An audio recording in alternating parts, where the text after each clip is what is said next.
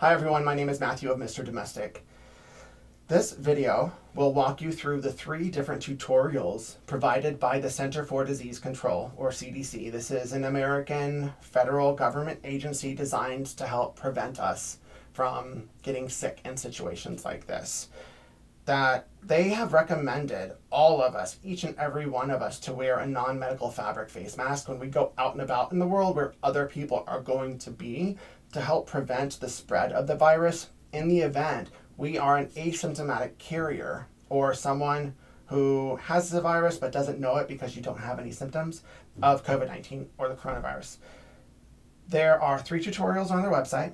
One is a sewing one, took me about 3 minutes. 2 are non-sewing, each one took me about 1.5 minutes. And for those of you out there that thought that maybe you didn't have the resources and or knowledge or information to create one on your own, after you watch this, you'll be able to make one of these.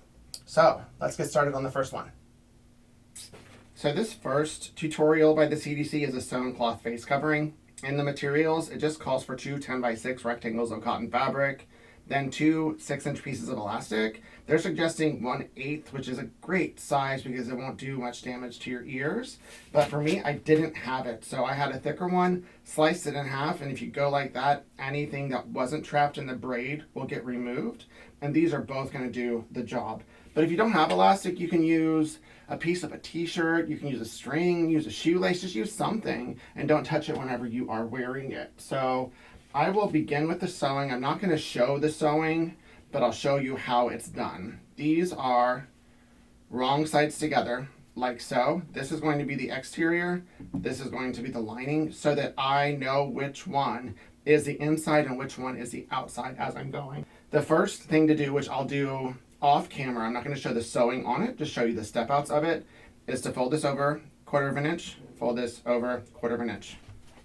So this right here is with both of them, since it's being treated as a single piece of fabric and the construction had been folded over 1/4 inch. Next up, so now this has been stitched right here. Not the prettiest, but it will do the job, and it's not about being aesthetically pleasing.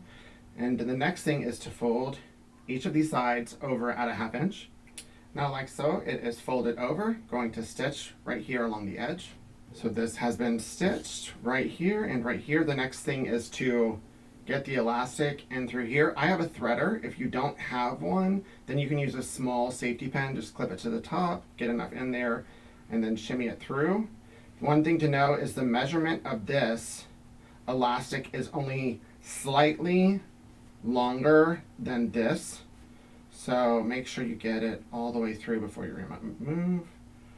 So like here, they're just barely. Now I'll go boop, got both through.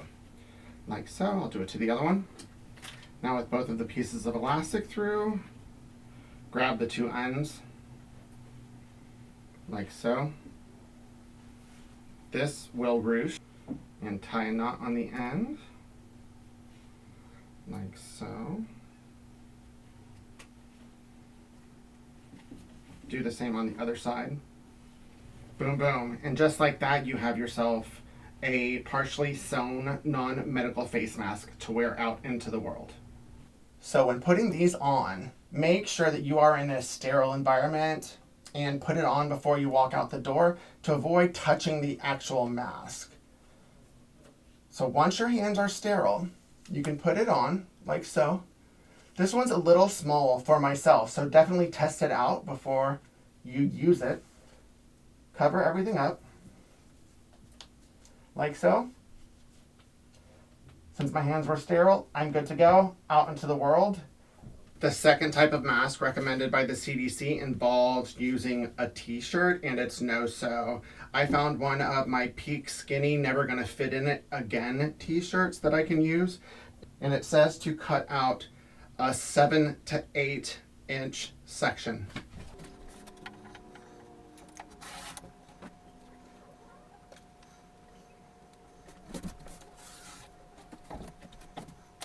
This, even though it's Peak Skinny, it's still too large for a mask, so I'm going to leave 10 inches here. That seems to be the standard size or width for masks, and then cut the rest from here.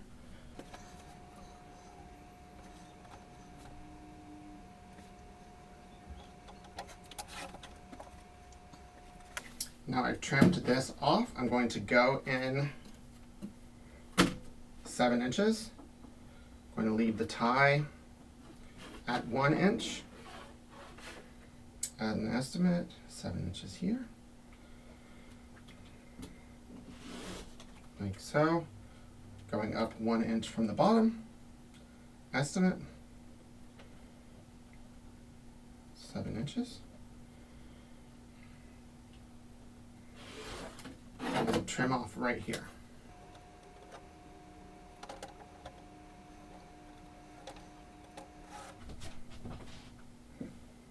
Remove this. And now you have yourself a non-medical face mask to wear out into the world. Like so. Version 2. The second one, made out of the T-shirt. Here we go. Once again, my hands are sterile. I'm going to put it on before I go out and about. Like so. This is going to tie on. I'm tying it. Like so. See? This one right here. Like so.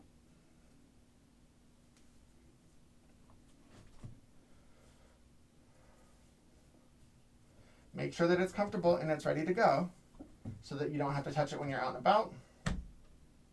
We are good. The third and final way that the CDC suggests is to use a bandana or a 20 by 20 piece of fabric. I don't have a bandana. Just know if you use an actual bandana, it's not going to slip like a quilter's cotton would when it's unsewn.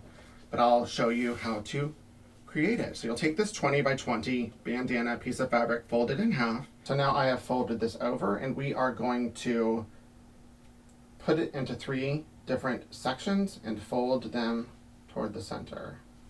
Like so. Like so. It suggests using hair ties. Putting these hair ties 6 inches apart. Like so. And then it says to fold toward the center, fold toward the center. I have about a 2-inch overlap, making this a 9-inch wide mask. Now tuck.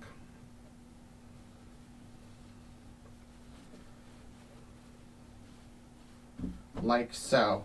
I've tested this one out, and with quilter's cotton, there is the chance of this opening, so if that's what you're using, maybe glue it. If you don't have it, just sew right there if you can.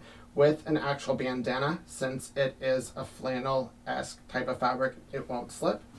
For all intents and purposes, this is the third CDC recommended type of face mask. So with this one, to get the correct coverage, I opened up the front a little bit to go under my chin.